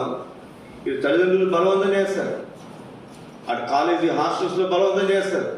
చదవలేక తల్లిదండ్రులు పేరు నిలబట్టలేక వాళ్ళ అన్న కోరికలు తీర్చలేక చదువు విషయంలో, ర్యాంకుల విషయంలో చాలామంది సూసైడ్ చేసుకుని చనిపోయినటువంటి బిడ్డలు చాలామంది మనం చూసాం. కృంగుదల. వాళ్ళకు భరోసా ఇవ్వాలి. రే నీకేమైనా సరే నేను ఉన్నాను రా అనేటువంటి భరోసా కూడా మన తల్లిదండ్రులు ఇవ్వగలగాలి. ఏమో స్కూల్ ఏ పరిస్థితుల్లో వెళ్తారో మనకు తెలియదు. మన క్లాస్లో 40 మంది ఉన్నారు అనుకున్నాడు స్కూల్లో. ఆ క్లాస్లో మనోడు చదివే బ్యాచ్లో ఉన్నాడా, అల్లరి చేసే బ్యాచ్ ఉన్నాడా, ఈసారికి మంచి స్టూడెంట్ లాగా ఉన్నాడా, ఈసారికి చెడ్డ స్టూడెంట్ లాగా ఉన్నాడా అనేది మనకు తెలియదు. వాడు స్కూల్లో క్లాస్లో ఏ పరిస్థితులు వెళ్తారో మనకు తెలియదు. ఇంటికి వచ్చిన తర్వాత మనం వాడిని ఇంకొక విధానంలో మన ఏదైనా కుంగుదలకు మనం తీసుకుని పోయాం అనుకోండి, వాడు ఇంకా కురిగిపోయే సాధ్యత ఉంటుంది. చూసుకోవాలి పిల్లలు వచ్చినప్పుడు వాళ్ళు ఏ విధంగా ఉన్నారో. ఇంటికి కానీ వాళ్ళ ఫేస్ రీడింగ్ చూస్తే మనకు అర్థమవుతుందండి, ఖచ్చితంగా అర్థమవుతుంది. వాడిని చూడగానే ఏంట్రా ఇంకా డల్గా ఉన్నావేంట్రా అంటే ఏదో ఉంటే వాడు అన్నీ చెప్పేస్తారు. పిల్లలు కదా, పిల్లలు వాళ్ళకు ఉన్నదంతా చెప్పేస్తారు. అమ్మకో నాన్నకో ఎవరు ఎదురొస్తే వాళ్ళు మొత్తం చెప్పేస్తారు. తెలుసుకుని వాళ్ళని సరైన మార్గంలో చూసుకోవాల్సినటువంటి బాధ్యత, పెంచాల్సిన బాధ్యత తల్లిదండ్రులుగా మనకి. వాళ్ళు కృంగిపోయేలా కూడా మనము వాళ్ళు ఏం చేయకూడదు, కోపం పుట్టించకూడదు. ఎఫెసీయులకు రాసిన పత్రిక 6వ అధ్యాయం. ఎఫెసీయులకు రాసిన పత్రిక 6వ అధ్యాయం 4వ వచనం. పిల్లలకు కోపం రేపకూడదండి. నేను ఇంటర్మీడియట్ చదువుతున్నప్పుడు అనుకుంటా, మా నాన్నగారు అందరూ భలే కొట్టేవారు నన్ను. ఓ రోజు ఆయన కొడుతుంటే నాకు భలే కోపం వచ్చింది. నేను పెద్ద తప్పేం చేయలేదు ఆ రోజు, చిన్న తప్పు ఏదో చేస్తే చేయలేదు, మొత్తానికి ఏదో జరిగింది. ఆయన కొడుతుంటే నా చూపు వేరుగా ఉంది ఆ రోజు. తర్వాత అర్థమైంది నాకు. లోపల మాత్రం అనుకున్నాను, నేను పెద్దడైన తర్వాత నీ సంగతి చెప్తా అనుకున్నాను లోపల. శామని ఒకసారి కొడుతుంటే 9th 10th ఉన్నప్పుడు, ఇప్పుడు వాడు ఒక రకంగా ఉంటాడు. ఆ రోజు మాత్రం కొంచెం చూపు తేడాగా వచ్చింది. చూపు తేడాగా వచ్చేసరికి ఓహో వీడు పెద్దవాడు అయ్యాడు, వీడితో కొంచెం మనం ఏం చేయాలి, జాగ్రత్తగా.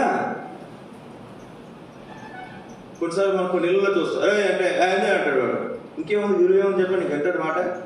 ఆ స్థాయికి మనం తెచ్చుకోకూడదు. పిల్లల కోపాన్ని ఏం చేయకూడదు, రేపకూడదు.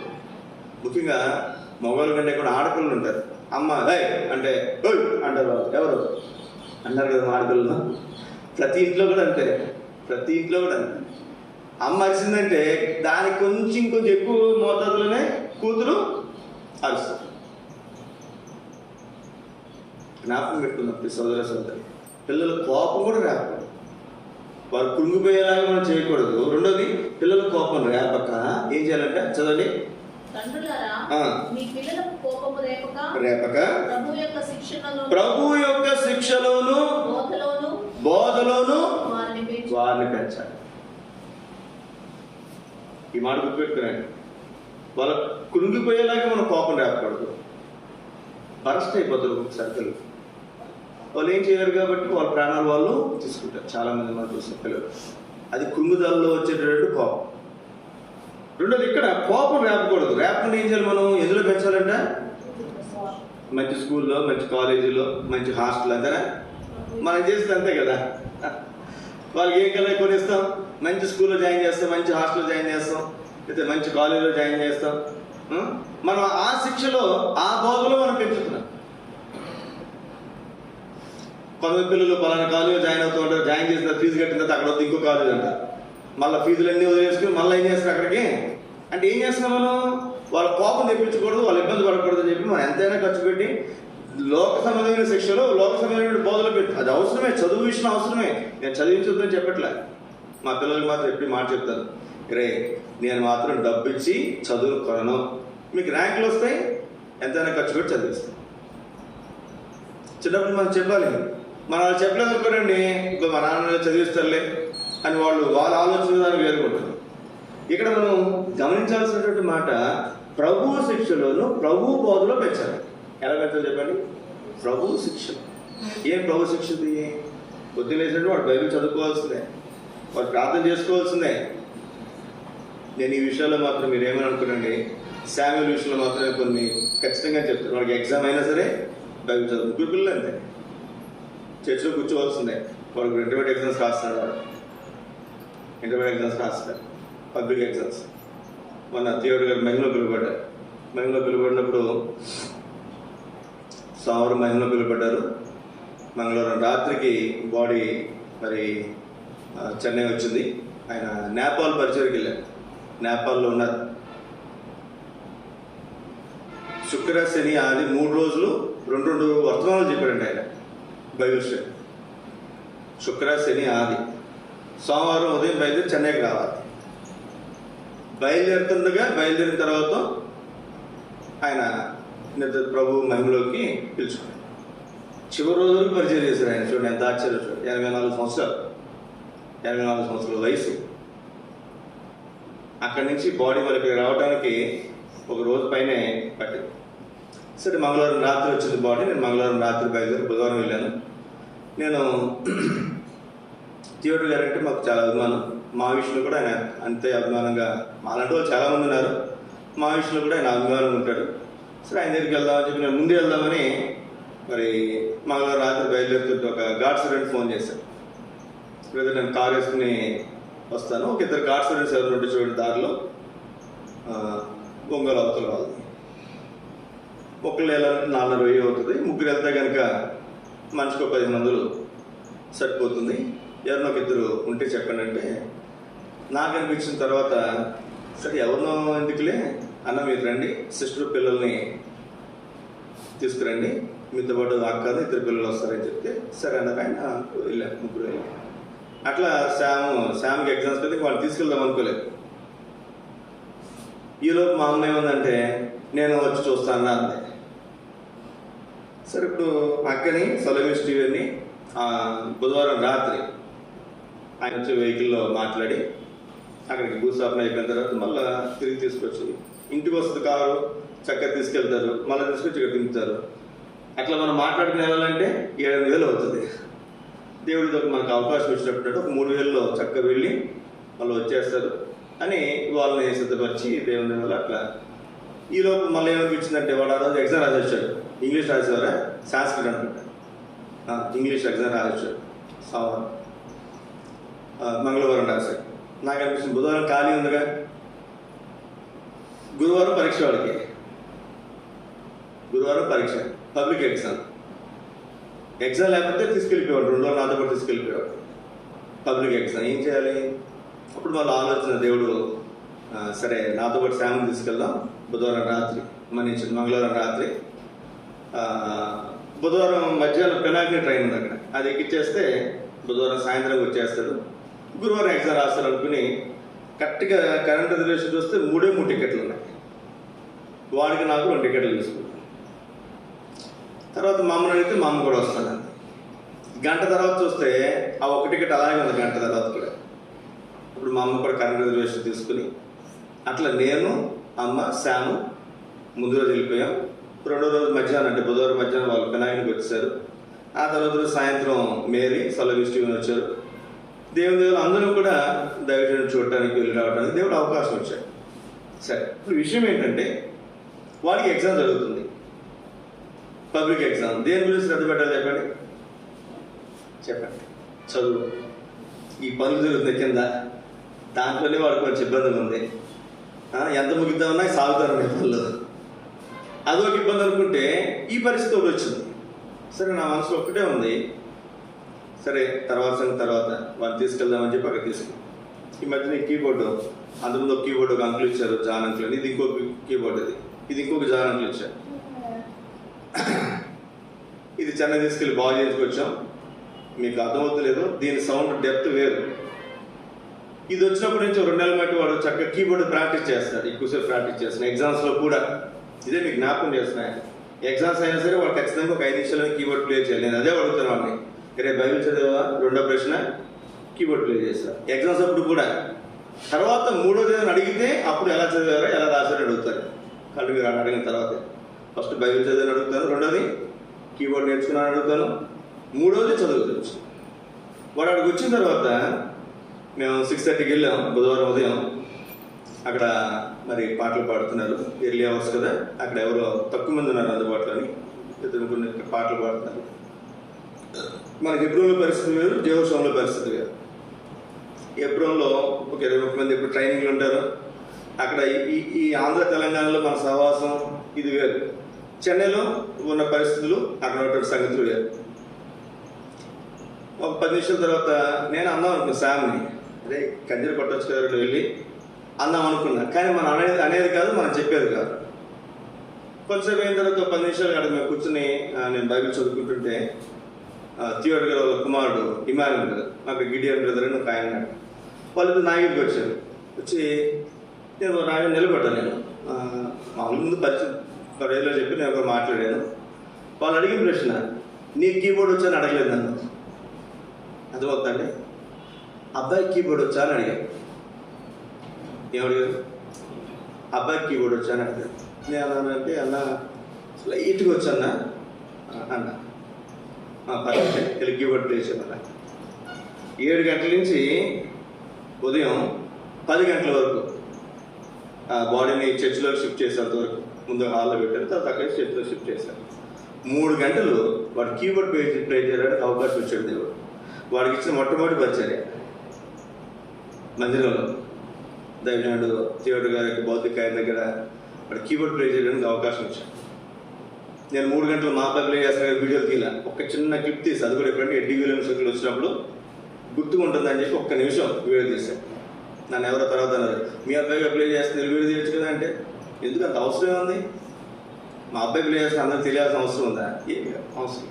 ఎందుకు ఈ మాట చెప్తున్నానంటే, ఎలా పెంచాలంటే పిల్లలను చెప్పండి అన్నమాట, ప్రభు యొక్క శిక్షలోను బోధలోను పెంచాలి. నేను వాడి తర్వాత ఒక్కటే చెప్పాను వాళ్ళకి, నువ్వు ఎగ్జామ్ కూడా మానుకుని ఏం చేసావు, వచ్చావు. కీబోర్డ్ కూడా చాలా చక్కగా ఈ మధ్య ప్రాక్టీస్ చేస్తాడు. కానీ దేవుడు చక్కటి అవకాశం ఇచ్చాడు. మనం దేవుని శిక్షలో, ప్రభు శిక్షలో, ప్రభు బోధలో మన పిల్లలు మనం పెంచితే దేవుడు ఇవ్వాల్సిన సమయంలో దేవుడు చేయాల్సిన సంగతి దేవుడు చేస్తాడు.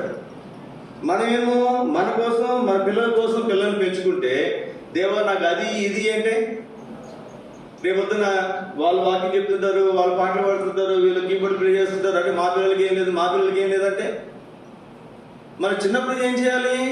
ప్రభు శిక్షలో బోధలో పెంచాలి. నేను 10 నెలల వయసు, 6 నెలల వయసు, నేను కానీ పుట్టలేదు అప్పటికి. ఆ పుట్టిన తర్వాత చిన్న కీబోర్డ్ తీసుకొచ్చాను, చిన్న డోలర్ తీసుకొచ్చాను, చిన్న తబలా తీసుకొచ్చాను, చిన్న కంజీలు తీసుకొచ్చాను. చిన్నప్పటి నుంచి కూడా మనం తీసుకుని వచ్చి వారి విషయం శ్రద్ధ పెట్టుకోవాలి, శ్రద్ధ వహించాలి. వారిని చదువుతో పాటు, చదువు ప్రాముఖ్యమే, చదువుని పక్కన పెట్టమని చెప్పట్లా, దాంతో పాటు ప్రభు శిక్షలోను బోధలో కూడా పెంచాలి. రండి ఒక మాట మీకు జ్ఞాపకం చేస్తాను. ఆదికాండం 18వ అధ్యాయం 19వ వచనం.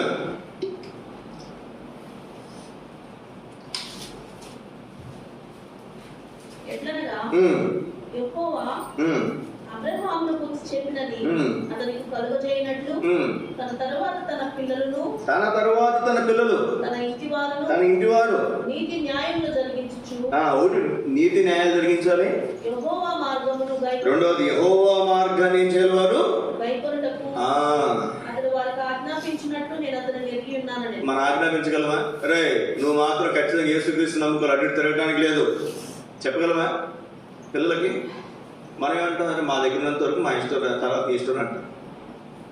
ఒక ఆయన నాకు తెలుసు, ఆయన కుమారుడు, అతని పేరు క్రైస్తవ పేరు, వాళ్ళ నాన్నగారు భక్తిపరుడు, బీసీసీ కింద మార్చుకున్నాడు. ఇతనేమో గ్రూప్ 1 ఐఏఎస్కి దగ్గరికి వెళ్తున్నారు, వచ్చేస్తారు. ఎవరు సలహా ఇచ్చారు? అరే నువ్వు ఎస్సీ సర్టిఫికేట్ మార్చుకో, బీసీసీని మార్చుకుంటే నీకు ఖచ్చితంగా జాబ్ వస్తుంది.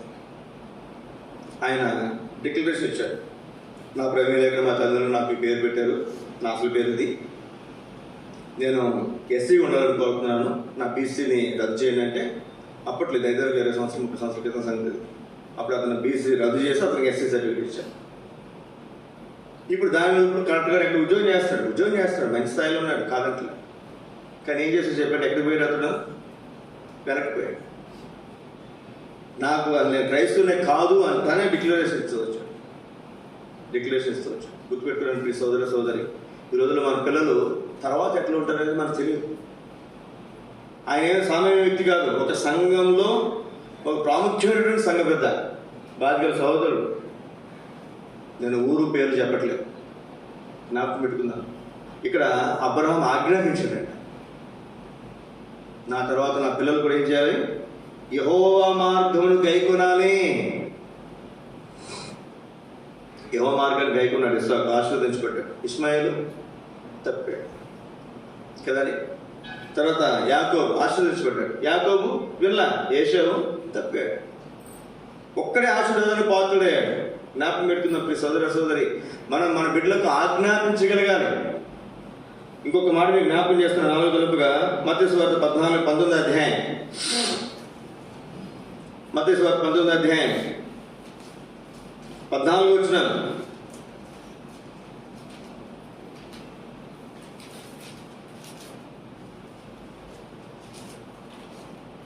ఆయన శిష్యులు తీసుకుని వచ్చిన వారిని గద్దింపగా యేసు చిన్నపిల్లలను ఆటంకపరచుకోవాలని. ఎవరు ఆటంకపరచకూడదు? చిన్నపిల్లలను ఆటంకపరచకూడదు.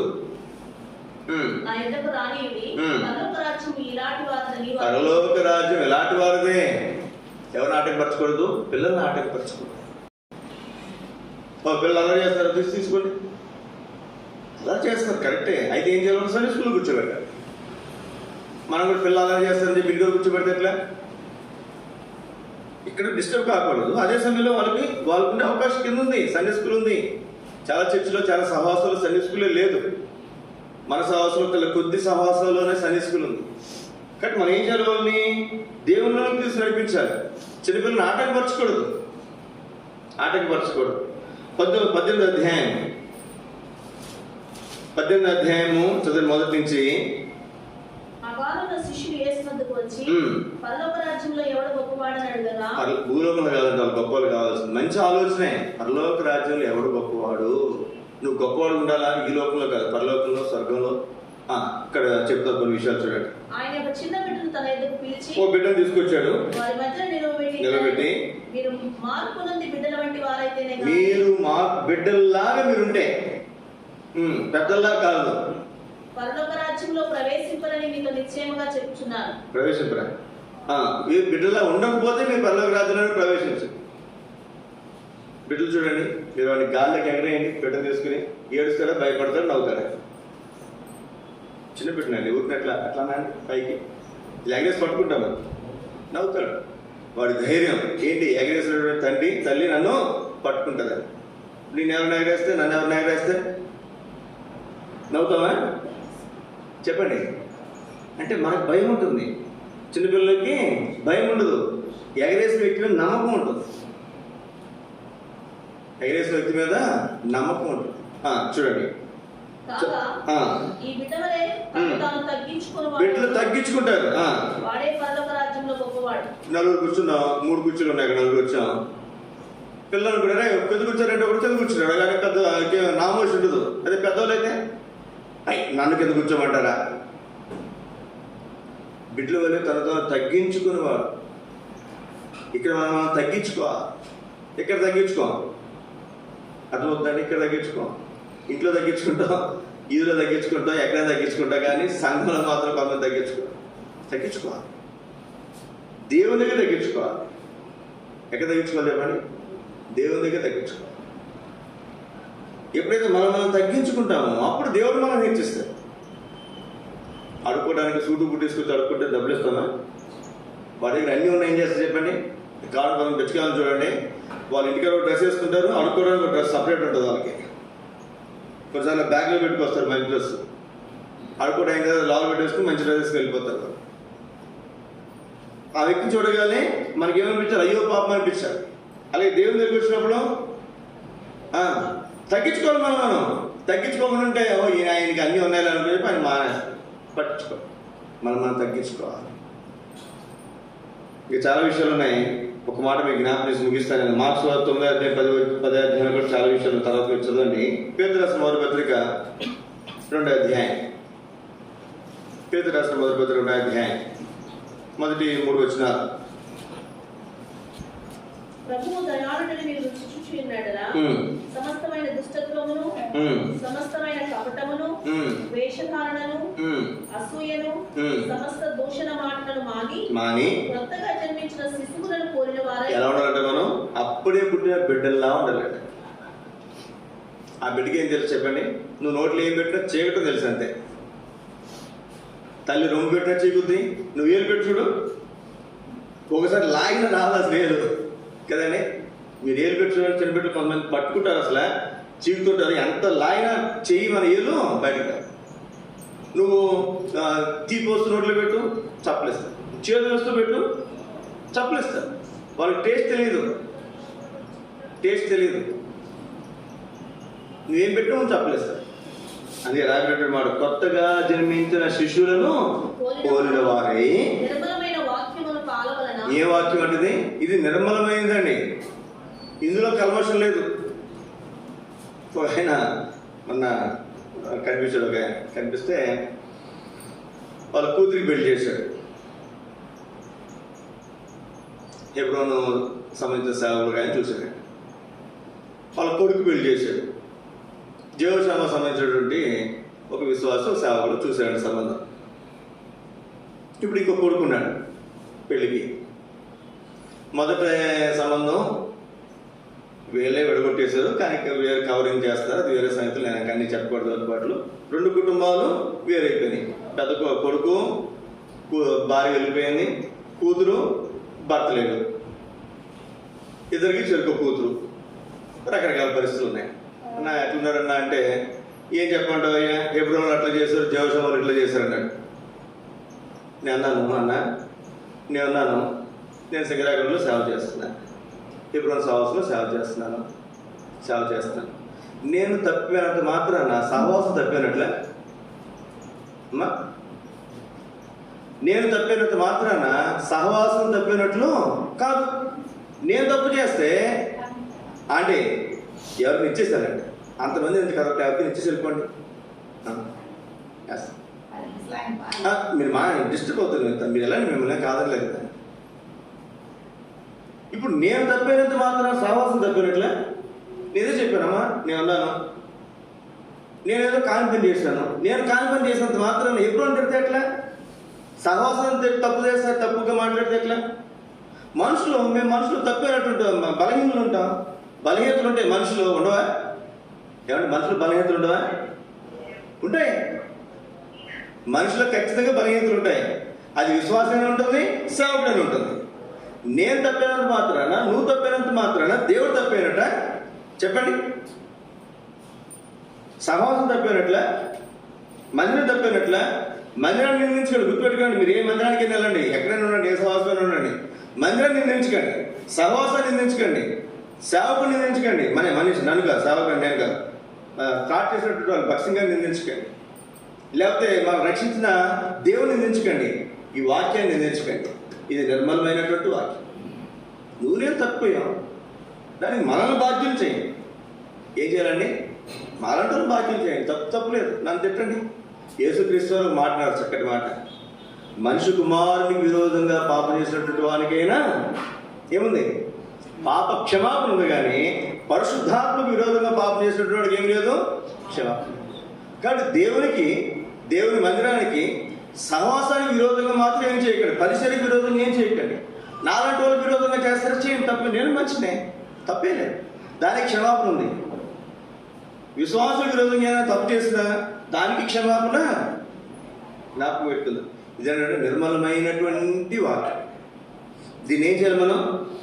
చాలామంది 3 పిల్లలు కొట్టుకుంటారు, బైబిల్ చదవటం మానేస్తారు. 3 పిల్లలు కొట్టుకుంటారు, కుటుంబ ప్రార్థన మానేస్తారు. అన్నదమ్ములో 3 పిల్లలు కొట్టుకుంటారు, మందిరానికి వెళ్ళటం మానేస్తారు. కొట్టుకుంది మీ ఇద్దరు, వాక్యం ఏం చేస్తుంది? దీని ఎందుకు మానేస్తారు? చదవటం, తిండం మానడు, మొగుడు తేవటం మానడు, ఆ పిల్లలు వండటం మానదు.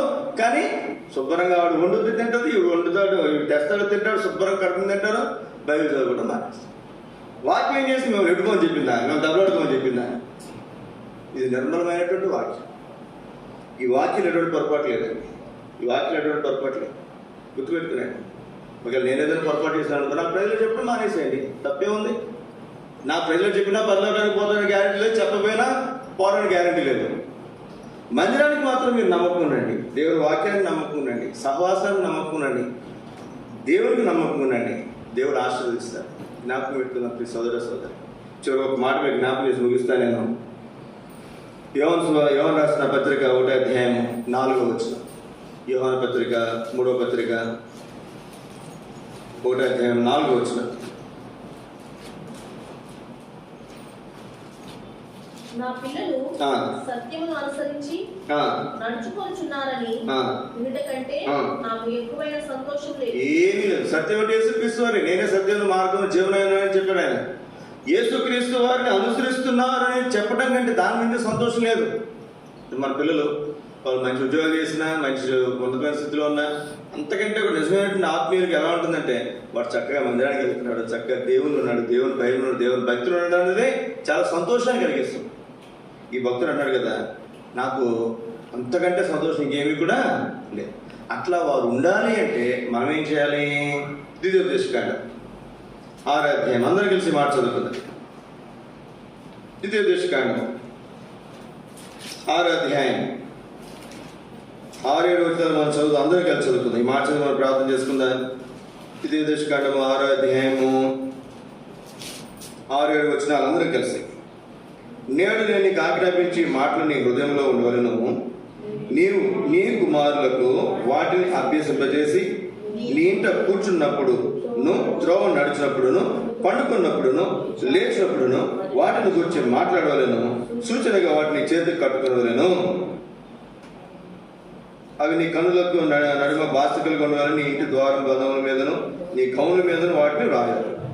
చాలా మంది అంటారు హృదయం లేదంటే వాక్యం ఎందుకు గోడల మీద అంటారు. గోడల మీద రాయమని ఉంది అక్కడ, రాస్తే కదా చదువుకునేది.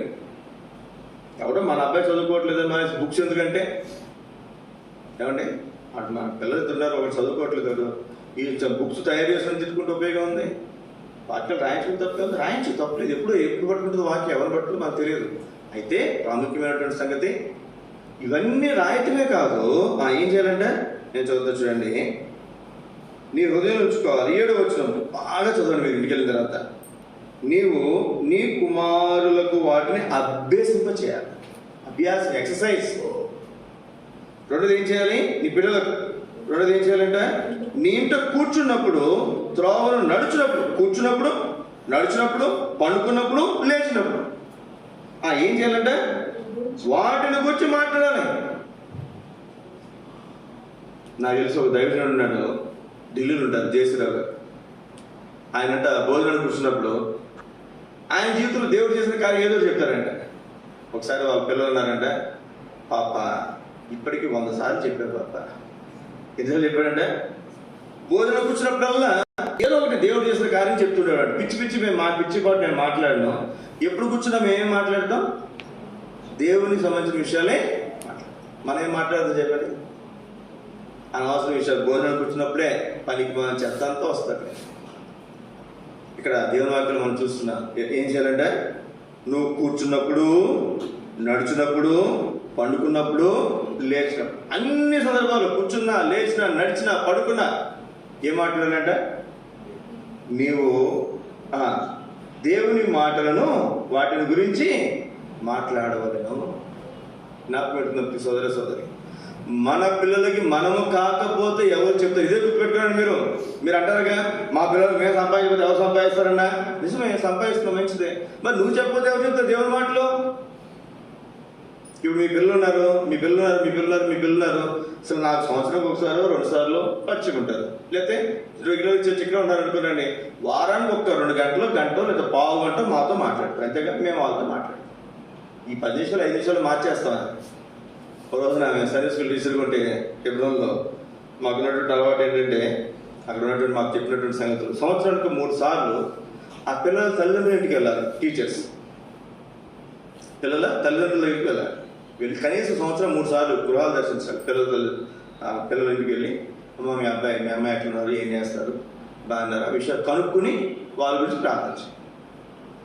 అంటే మేము అట్లా వెళ్ళేవాళ్ళం. సంవత్సరం 3 సార్లు ఖచ్చితంగా, 3 నెలలకు ఒకసారి, 4 నెలలకు ఒకసారి ప్రతి స్టూడెంట్ వాళ్ళ ఇంటికి వెళ్ళి మా సొంత డబ్బులు పెట్టుకుని వెళ్ళి మనం కలిసి వెళ్ళమని ఏంటని చెప్పి మనం పరామర్శ వచ్చాం.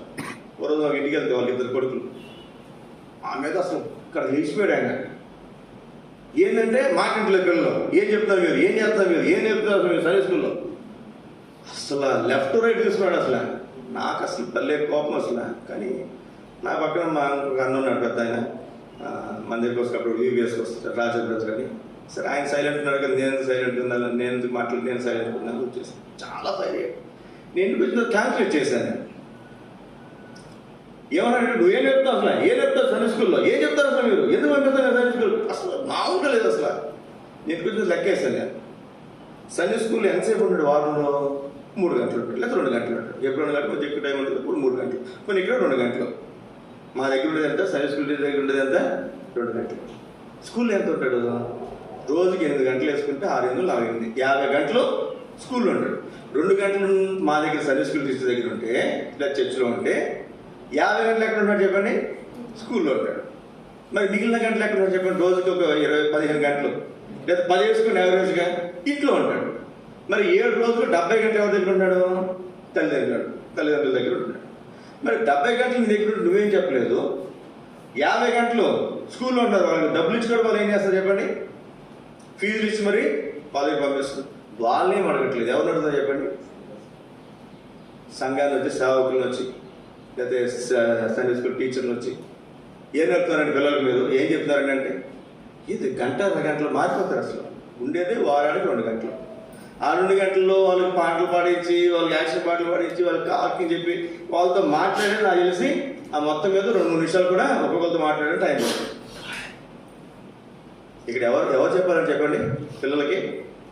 ఎవరు చెప్పాలమ్మా? ఎవరు? నా బిడ్డ విషయమైనటువంటి బాధ్యత నాది. నన్ను అడుగుతూ లెక్క దేవుడు. నీ బిడ్డ విషయం నిన్ను అడుగుతారు దేవుడు. వాళ్ళు కూర్చున్నా, నడుస్తున్నా, పండుకున్నా, లేచినా దేవుడు నీకు ఆజ్ఞాపించిన సంగతులు నువ్వు వారితో మాట్లాడాలి. నువ్వు మాట్లాడకుండా ఎవరో చెప్తారు, ఎవరో చేస్తారని వాళ్ళ మీద వీళ్ళ మీద ఆధారపడటం, ఎదురు చూడటం ఉపయోగము లేదు. దేవుడు దర్శిస్తాడు, అందులో అనుమానం లేదు. దేవుడు సేవకులుగా బాధ్యత ఉంటుంది. సేవకులైనా, సండే స్కూల్ టీచర్లైనా వాళ్ళ బాధ్యత వాళ్ళకి ఉంటుంది, అందులో అనుమానం లేదు. కానీ కన్న తల్లిదండ్రుల బాధ్యత మధ్యాహ్న కాల సేవలో జ్ఞాపకం చేసింది. మోకరించాడు, ప్రార్థన చేసుకుందాం. దేవుని వాక్య వెలుగులో మన హృదయాల వరకు చెప్పుకుందాం. బాధ్యత